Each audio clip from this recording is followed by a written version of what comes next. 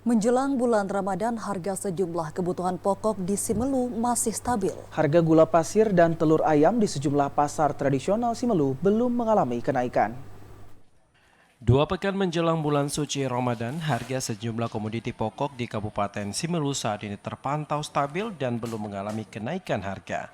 Salah seorang pedagang di kota Sinabang, Rajudin, mengungkapkan adanya kemungkinan naiknya harga gula pasir menjelang bulan suci Ramadan akan mempengaruhi daya beli masyarakat yang mengalami penurunan.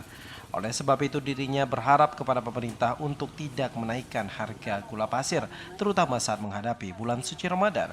Pasalnya kebutuhan terhadap gula pasir akan mengalami peningkatan dari masyarakat untuk kebutuhan selama bulan Ramadan. Kita sekarang buat sementara kita jual harga telur sekitar kami jual 4647 satu papan, dan gula per kilonya kami jual di sini 15 per kilo. Sementara bekal naik kalau gula ini.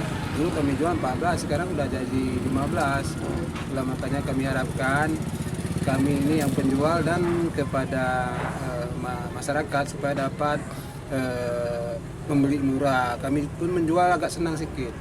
Kalau seandainya agak bertambah mahal harga-harga barang kita sembako ini, mungkin yang masyarakat kita untuk pembelinya agak sulit karena gini menjelang bulan Ramadan ini kan.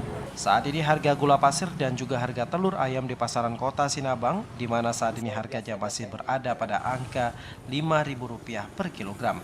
Sementara untuk harga telur ayam per papan dijual dengan harga Rp46.000 hingga Rp47.000 untuk setiap papan. Dari Simelu, Al Asyab TVRI melaporkan.